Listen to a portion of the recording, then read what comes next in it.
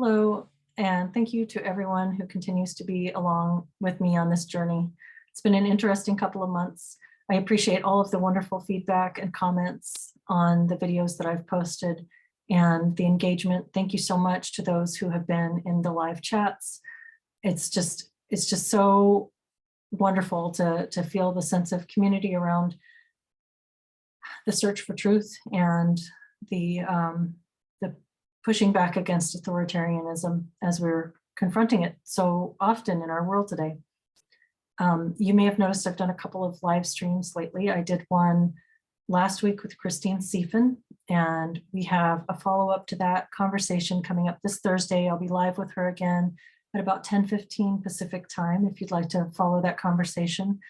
Also, this Monday, we had the first ever Solid Ground live stream, and that was with myself and Jody, Jen, and David. And we're, as we talked about in that stream, we're putting together a wonderful group, an online community for people to find each other and connect and receive peer support and encouragement around the ways that we've been impacted by authoritarian ideologies. And I think that's going to be a wonderful ongoing conversation as well. We are going to try to do a live stream each Monday at about, we're planning 10 a.m. Pacific time, and we'll just see where that goes.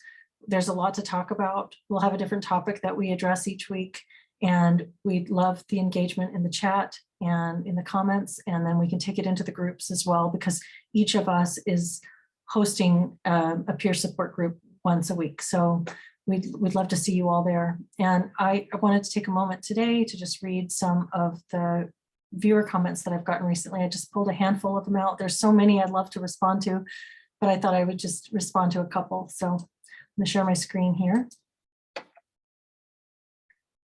And so here we go, this first one. It's from T. Bessie. It says, great video and great hearing another view from the same field. However, I can bet you that if I showed this to many people I know, it would immediately lose credibility, because one or both of you could be dismissed as an anti-vaxxer Trump voter, though nobody has said if they actually voted for him.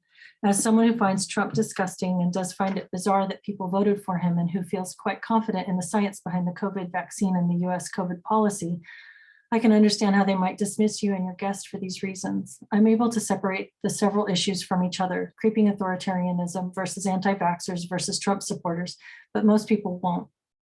You might want to have on a few people who don't support Trump and who aren't against vaccine mandates, if you want people to give your channel more of a chance.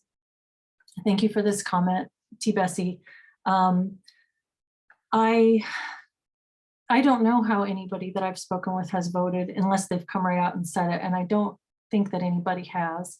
I also haven't talked about how I have voted, but this kind of idea of a complete intolerance of choice is, I think it's kind of at the center of authoritarianism. And so the idea that people might make choices with which we disagree for reasons that are valid for that person is at the center of the concept of democracy and individual choice. And so I would be surprised if you'd find a lot of people who would be engaging in these conversations with me that wouldn't at least have understanding of the nuance there. And so, you know, just as you could say, you know, anti-vaxxers and vaccine mandates, those are two polar opposites, right? And it's one thing to be, as I think you mentioned here, who aren't against vaccine mandates. And it's one thing to be against the choice to take a vaccine oneself. And it's another thing to be against vaccine mandates. I think that the mandate there is the word that I'm kind of honing in on, because it's like a foreclosure on choice. And it's the same thing with this whole idea of the Trump supporter. I've talked about this a little bit with respect to Antioch and their statements that were so strong about the Trump supporter and about Trump and so on. And I think that, you know, it's if you have half the population that tends to vote Republican, just because there's a a candidate on the ballot that you find really abhorrent, to falsely draw an equivalency between the people who vote for that person and a supporter of that person per se. I guess I'm not phrasing this very articulately, but what I'm trying to say is, what is a supporter? What does that even mean? And why does it affront you so much that someone likes a candidate that you don't like? You know, it's one thing to have very strong opinions about the candidate, but it's another thing to throw away the person's views completely and refuse to look at why they might have made the choice that they've made. So I don't want to spend too much time on this. I appreciate the comment. I do very much consider myself a centrist on these issues. And I look forward to more conversations with people who are open-minded about these things. At some point, I guess I could get into my opinions about them, but I really haven't opened that up very much at this point. I'm personally against authoritarianism, which is the foreclosure on choice. We want people to be able to make their own choices and to try to understand the complexity of that decision-making process as it works in the lives of each individual. So thanks again for your comment. All right, another comment is from Ludlow Worthington 697. Great conversation. It's heartening to hear Christine's story of questioning and pushing back on a dominant narrative. By chance, I happened to just read about the Ash effect, named after the psychologist who did a study testing whether people would give an obviously wrong answer because everyone around them was. Thanks again.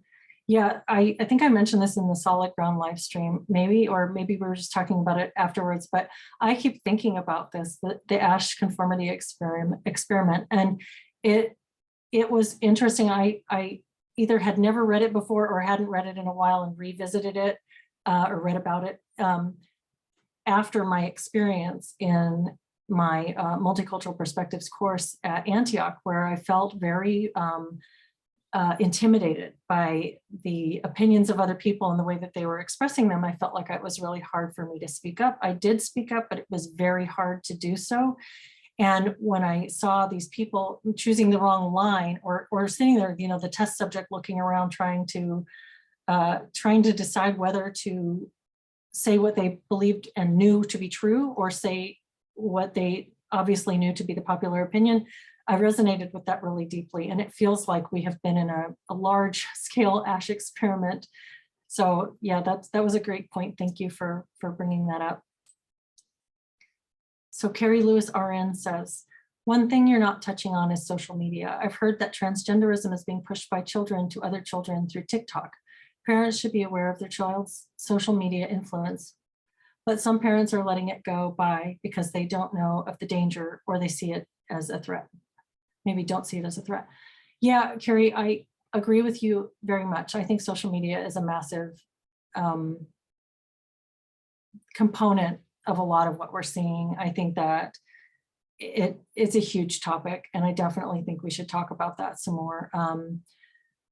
It's completely changed what it means to be an adolescent, for sure. And it's changed a lot of things for adults as well. So it's a massive force. I can't do it justice in just a quick reply, but thank you for bringing that up. And I do hope to be able to address that in the future, either maybe with Solid Ground on a future live stream or with more guests coming up, and maybe make it a big thread through a lot of the things we're talking about because it's really relevant. So thank you.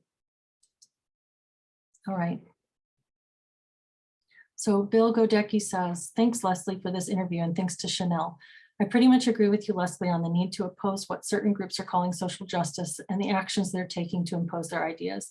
But I'm not a fan of the word woke. Governor DeSantis of Florida fired a prosecutor accusing him of being woke. The prosecutor filed a lawsuit to get his job back.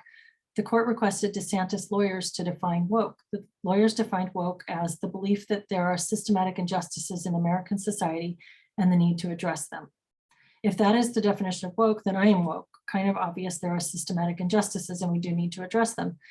It's just, I think the social justice movement is absurd and ineffective and just creates division and fosters equally absurd notions like the replacement theory on the right.